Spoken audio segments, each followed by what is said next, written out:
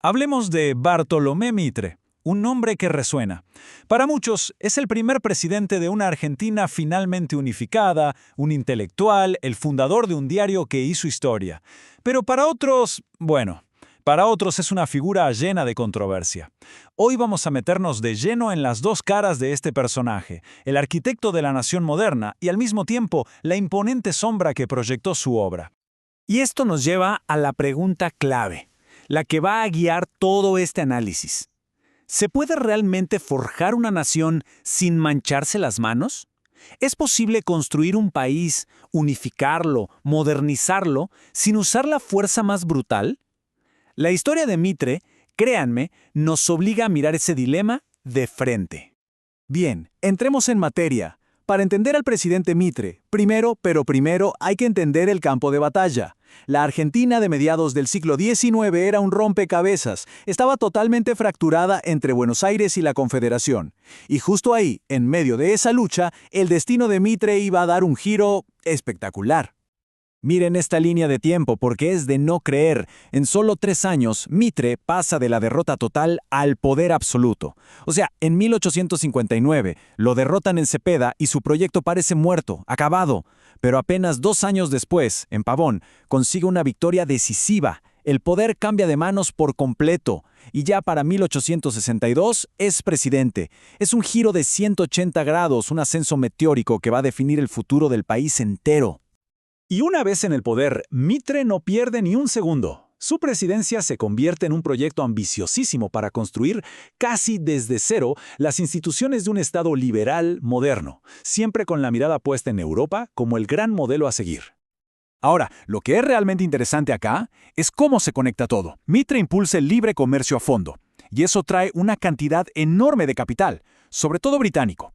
Ese dinero es el que financia los grandes proyectos de infraestructura, como los famosos ferrocarriles que iban a conectar el interior con el puerto. Y para que todo este sistema funcione como un reloj, se crea una moneda nacional única. Es, en esencia, la creación de un mercado nacional integrado. Pero ojo, la modernización no es solo económica.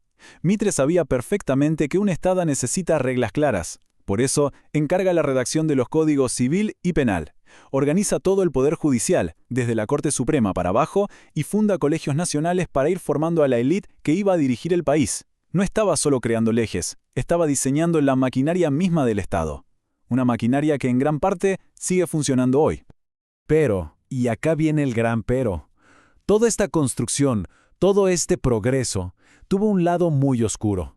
La unificación no fue un proceso pacífico, no fue un acuerdo entre amigos. Acá es donde empezamos a ver la sombra del arquitecto. Y aquí está el punto clave. Para Mitre y su proyecto, la oposición federal del interior no era una simple diferencia política. No, era una enfermedad, un obstáculo para el progreso que había que extirpar. Y el Ejército Nacional, ya consolidado y moderno, fue su bisturí. No hay un ejemplo más crudo y brutal que lo que le pasó a Ángel Chacho Peñalosa, el caudillo de La Rioja. Después de rendirse lo asesinaron, y no solo eso, lo decapitaron. Su cabeza fue exhibida en una pica. El mensaje era de una claridad aterradora. Esto es lo que le espera a quien se atreva a desafiar el nuevo poder central. Acá no hay negociación, hay sometimiento. Y la violencia no se quedó adentro de las fronteras. En 1865 estalló la Guerra de la Triple Alianza.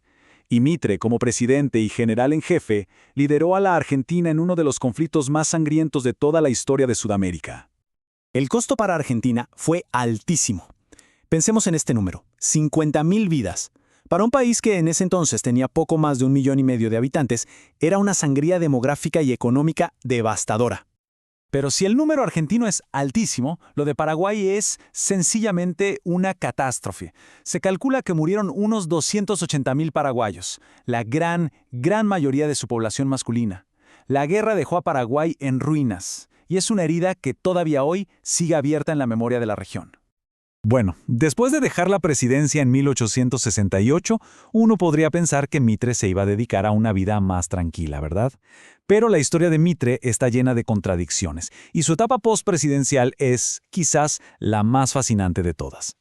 Miren qué dualidad. Por un lado es el hombre de las instituciones, asume como senador, funda el diario La Nación, pero por el otro, cuando pierde las elecciones de 1874, denuncia fraude y se levanta en armas. ¿Se dan cuenta de la ironía tan increíble? El arquitecto de la ley y el orden, el hombre que exigió obediencia total al Estado, se convierte en un rebelde armado en el momento en que las reglas no le favorecen.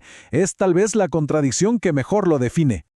Entonces, ¿cómo juntamos todas estas piezas? ¿Cómo entendemos a una figura pero tan compleja que fue constructor y destructor, estadista y rebelde, todo al mismo tiempo? Su legado, claro, es tan contradictorio como fue su vida. En la memoria histórica, su figura quedó como la del gran modernizador. Y eso es innegable. Pero como ya vimos, esa organización del Estado no se puede separar de la unificación a la fuerza, ni de su rol como intelectual que construyó una versión particular de la historia. Las tres facetas son inseparables. No se puede tener al Mitre modernizador sin el Mitre que unificó a la fuerza. Son las dos caras de la misma moneda, la moneda con la que se pagó el precio de la nación. Y así llegamos al final, con una pregunta que queda en el aire. ¿Fue Mitre principalmente un organizador, ese arquitecto que puso los cimientos del país? ¿O fue más bien un conquistador que impuso su visión a sangre y fuego? Quizás la respuesta es que fue ambas cosas a la vez, y es en esa tensión, en esa mezcla inseparable de creación y destrucción, donde reside la clave para entender no solo a un hombre, sino el nacimiento tan doloroso y conflictivo de la Argentina moderna.